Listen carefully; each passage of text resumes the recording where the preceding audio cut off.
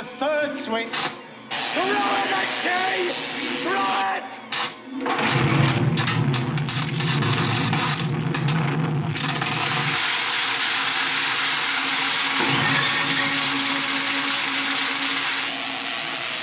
Lies!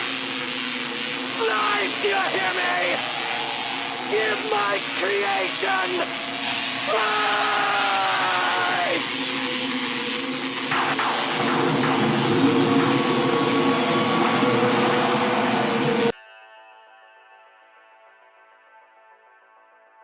What's going on, YouTube? Welcome back to Comic Aussie. Today we have a special sort of Halloween theme. We've got some really cool, I guess, monster books to unbox here. Also, a couple of my very first Heritage auction books. I've definitely been turned on to the auction scene by some good friends of the community. Ryan at Automatic Comics and Swagger House. They definitely tout Heritage as a great place to pick up books. It seems auctions these days are on fire. Not only picking up books from great dealers, but you can find some awesome deals if you're patient. And check out some of those auctions that Heritage has up each and every week. There's many different places where you can pick up some auction books. My comic shop has some auctions sometimes, Comic Link, etc. But always good places to grab books. Again, always be prepared. Always having your information with you in terms of pricing, in terms of pop count, etc., all that stuff. But that being said, let's get into some really cool CGC books. Actually, some raw ones as well from a dealer that I bought. But let's open up this first box. This first book that's in here, I actually thought I would never own one. It really skyrocketed. But I was patient, and now with this sort of downturn market, I was able to get into one. Again, it's not super high grade. It's just a little bit more than just a mid grade, but you know, it's within that price point. But I just couldn't resist. I absolutely love this first cover. Again, it has a bit of a Halloween theme for sure. What do we have here? We have two.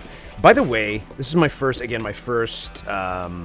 Heritage purchase. Their packaging is outstanding, and their shipping time is absolutely super quick, especially here to Canada. Their pricing on shipping's a little bit expensive, but I mean, for some of the dollars you save on these books, I find it's worth it. All right, let us do... I'm going to save the big boy for last. Again, packaging, super clean, super nice. I always appreciate that. And then I'll explain why I kind of got these books. Aside from the cover, there's a little bit of spec to them as well. First book. What else was in here? This was... I'm going to look up my notes. In this one we have... Oh, so the first one, this first book is just fun. It's more of a nostalgia thing than anything else. An impulse buy as well. Okay. Alright guys, I love... Let's take it out of the bag. I love Hot Wheels. I grew up with Hot Wheels. I had that really crappy track, or kind of, you know, was not the most reliable. But, oh man, I cannot. Oh, this is so awesome. That's really good. So, what do we have here? Oh, it actually looks like it can maybe get a bump in grade. All right, I loved Hot Wheels as a kid. Again, yes, that's sort of bendy track.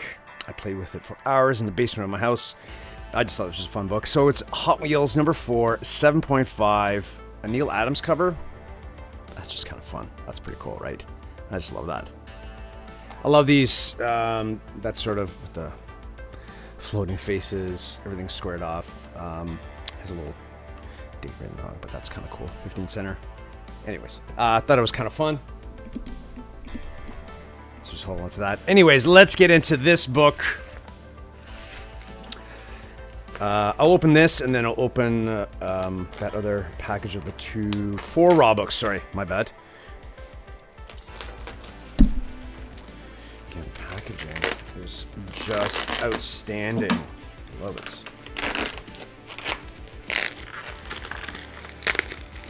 All right, so it's magazine size. It doesn't really give anything away, but I've always wanted to own this book. And coming off the heels of Werewolf by Night, it just kind of solidified that, because that was a great, show. I really, really enjoyed it. A lot of fun. Okay. Oh my god. There's actually twofold why I really wanted this. Threefold, actually. Cover. So this is a great Buscema cover. Look at this beauty. All right, guys, what do we have here? Savage Tales, #1. First appearance of Man-Thing. Look at that. Definitely a Halloween theme for sure. Look at that cover. It is gorgeous. And Kazar, my guy, in there as well. So cover, Kazar, Man-Thing. Just a beautiful, beautiful book. Man, ever since I really kind of set my eyes on this book, I definitely wanted to have it in the PC, but prices were just astronomical. So when one came up on Heritage for auction, I followed it. Did I get it for a smoking price? No. Did I get it for a good price? Yes. So 7.0 is in the price range. It presents so well. I do love 7.0s. Anywhere between a 6 and 7.0 presents really well. Clean. Shows a little bit of wear. This definitely looks, it has not been pressed or cleaned for sure. The spine is super clean, but it definitely has some stuff going on. It has some crinkling in the corner. Could this get a bump in grade? Possibly. That's not why I got it. I got it for Man-Thing. Again, Werewolf by Night was an awesome first introduction into Werewolf by Night. First introduction into Ted Sallis. Man-Thing. I think we're going to be seeing more Man-Thing coming up in the new Cap movie, possibly, because we know Leader's going to be in that movie, and we know he's been playing around with trying to, I guess, maybe replicate or make his own super soldier. So Ted Sallis, Man-Thing was also trying to accomplish the exact same thing with, I think it was called either Project, I wrote it down, sorry, Project Rebirth, Operation Sulfur, Operation Gladiator, trying to duplicate that super soldier serum. Kind of went sideways. He got ambushed in the laboratory. His girlfriend betrayed him. He kind of fled, and he was trying to get away, and he got into a car accident and injected himself with the serum that he had, and then that combined with the swamp turned him into Man-Thing. So I definitely think we can see him coming up in the Cap movie, just because possibly Leader might need some sort of test subject to continue his testing, because we know Cap is gone. All the other super soldiers are gone as well, so who knows? It's just a little bit of a theory that I have. Regardless, I just love this book. I'm happy to have it. So, guys, to pair with that, let me open this one here. And this book here, I have it raw. Thought about getting it graded, but I thought I would keep the raw book. And go. Let's get this out of here. And then just find a graded one. Some clothes. Again, super clean packaging. A bit of a mess here, which is fine. Do we have... Oh, we have 2 slabs in here. Sorry. My bad. Ah, there we go. Yes. Oh, okay, so there's another book in here that I'm going to... Maybe I'll save that for later. I'll save this one for later. because this is a Spider-Man themed book. Because keeping with the theme of sort of Halloween, again, trying to make a quick little video. Again, twofold, threefold. Let me move some of this stuff away. We have Astonishing Tales, 13, Rich Buckler cover, first Man-Thing cover, third appearance. We also have Kazar in here, but how beautiful is that? Again, I just love these. The headline, squared off, I love it, love it. I can't get enough of it. I did want something a little bit higher, but you know, from the scans on Heritage, it looked pretty good. So, couldn't have passed that up. Anyways, to pair along with the Strange Tales, I think it's a perfect accompaniment for it. So, I just couldn't resist. Again, first couple books that I bought off Heritage, super happy I did. Just to cap off the video. So, this, again, watching some, not auctions, but like claim sales on Instagram is also a great way to grab some books off some trusted dealers. And this is definitely a trusted dealer. This is from Marveled Comics. Swaggle House turned me onto him. I think he had found him through his upgrading of his Avengers 1. So I think you were doing a live claim sale with Grails, I think it was. The funny thing was, I had reached out to him because I am looking for, again, super clean packaging.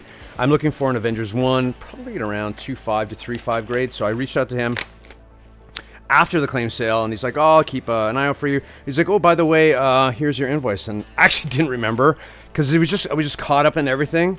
And he had posted these books during the sale, and I didn't remember actually grabbing them. But I was like, sure, why not? And they kind of go with the first two books that I just showed you.